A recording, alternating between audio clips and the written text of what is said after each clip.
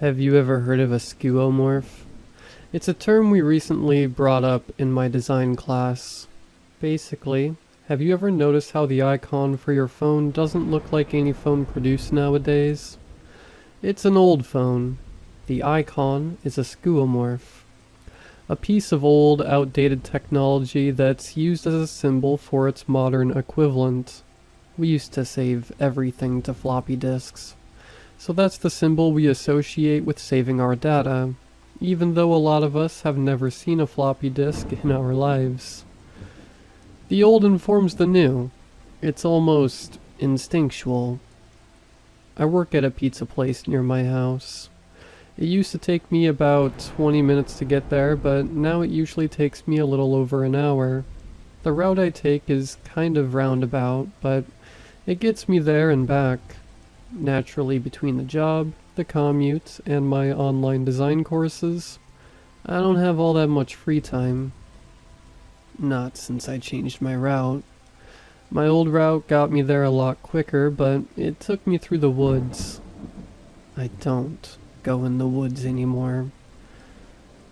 Back then, I'll admit it wasn't fun to walk through the wood trail in the dark after a late shift, but it beat the almost 50 extra minutes that going around the woods would take.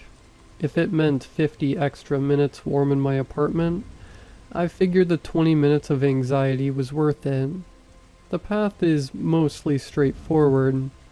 It's composed of a wide gravel pathway that snakes through the woods with pine trees overhead blocking out the stars.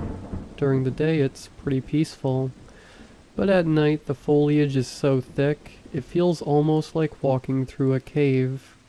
The air in the forest feels different from the air outside of it. Thicker, like between you and the open air of the surface is a mile of solid rock. The few times I walked through the forest at night, I held my breath almost the entire time. The forest is dark. The darkness would be bad enough by itself, but the addition of all the hiding places a forest provides made it almost unbearable. The forest is at once a stifling cavern with its walls pressing against your tiny frame, and a no man's land where you're visible to anyone from miles away. A million little eyes could be stalking you through the darkness, and you wouldn't be any the wiser. The way I survived was simple. When I would walk through the woods, I wouldn't think about it. I wouldn't think about the nightmarish possibilities of what could be waiting for me in the brush just off the trail or behind the trees that my flashlight would briefly illuminate. For 20 minutes, I would pretend I was already at home. I was already sitting on the couch, remote in one hand and mug in the other, ready to look for whatever I was going to watch that night. I would imagine the warm glow of my living room lamp as I waded through the smothering darkness of the woods. The me that was walking through the forest was in the past, my real self already safe, and simply remembering the walk through the woods that led them to their comfortable present. It was a very effective technique, which is why I noticed the whistling as late as I did. I must have been walking for at least 30 seconds before I registered it, a high-pitched tune echoing through the trees up ahead. I stopped in my tracks when I finally realized what I was hearing. I'd passed people walking through the woods before, even people whistling, but this sounded off, like a movie playing over a cheap speaker. The tune was jaunty and somewhat upbeat, but very rhythmic, ordered. Most people whistle to relax, but this whistling seemed tense, almost forced. I started walking again. I had passed by plenty of weirdos on my nightly walks, and none of them had been dangerous so far. This guy was probably just enjoying his night. I was sitting at home remembering this funny little encounter as I sipped a mug of hot cocoa and watched an episode of Frasier I'd already seen. I was laughing at myself for thinking it was creepy, and already putting the whole experience out of my head. As I thought about my present past, someone came into view. I paused. It wore a strange, wide hat that I couldn't quite see except in silhouette, as well as a short coat that went down just below its thighs. It appeared to be carrying something with both hands. A gun. The realization was almost instinctual. I immediately ducked down, trying to make myself less visible. That compressed, jaunty tune crept out the figure as it turned slowly towards me. I froze, hoping that I wasn't visible. The figure continued turning on the spot, almost rotating in place until it faced away from me again and started walking. I stared in complete bafflement. Its measured, deliberate gait finally clued me in as to what it was. It was someone dressed as an American colonial-era soldier, a Minuteman. I would have laughed out loud if I hadn't been terrified a second ago. Was it a Revolutionary War reenactor? In that case, the gun probably wasn't even real. The figure continued walking down the path, whistling what I now recognized as a marching tune. Now that I had gotten over the initial shock, I had to admit it was kind of catchy. At the very least, it was nice to have somebody else to walk with for once. I walked behind the figure, keeping a healthy distance from them so they wouldn't think I was stalking them. Their movements were so rigid. It was hard to believe I wasn't watching an animatronic of some kind. They marched better than anyone I'd ever seen. Almost unconsciously, I matched their pace. 1, 2, 1, 2. This was by far the strangest encounter I'd had in the woods. In my mind, I was already looking back at it, laughing at myself. I didn't have too many interesting stories to tell people, so I was happy to have at least one that I could reliably break out for a while. The figure kept walking. 1, 2, 1, 2. The figure started whistling a different song. This one was much cheerier than the last. Had to have been an old song to raise soldier spirits before battle. I hated to admit it, but it was actually putting a bit of a spring in my step. Fully in on whatever bizarre bit this was, I kept in step with the figure. 1, 2, 1, 2. The whistling started to reach a crescendo. The notes the figure was hitting were genuinely impressive. I started swinging my arms in rhythm with the march. It was a great tune. I could tell he was nearing the end of a verse, and was about to go right back into the chorus. I couldn't help myself. I started trying to whistle along to the chorus. 1, 2. The figure stopped in its tracks and froze in place. I was surprised, but I guessed I probably shouldn't blame him for being startled. I probably scared the crap out of the poor guy. Despite all of this, seeing the man stop in front of me made my stomach drop. I decided to lighten the tension. "Sorry, man," I said. "Didn't mean to scare you. You're, quite a whistler." The figure stood in front of me, still unmoving. I had this feeling in my chest that I'd done something horribly wrong, and whatever it was could never be fixed. Suddenly the figure exploded with movement. It sprinted to the side almost faster than my eyes could track it and disappeared into the brush. A bolt of electricity shot through my head. I whirled around, frantically scanning my surroundings with my flashlight. The bushes around me created tangled shadows in the light, but nothing human-shaped. I heard a rustling and whipped my flashlight toward it. I couldn't see anything. I listened to the sounds around me. Silence. No other rustling in the woods. No bird calls. No owls. Not even a faraway dog barking. If I hadn't seen the Minuteman with my own eyes, I would think I was the only living thing in this entire forest. Some part of me wanted to believe I'd never seen it, to believe that this was just another walk home through the forest. I was in my living room, remembering the walking nightmare I'd imagined. To think I could let such an odd thing scare me. What the hell was a Minuteman doing here? I figured I'd never know, since I made it home safe and would never see the Minuteman again.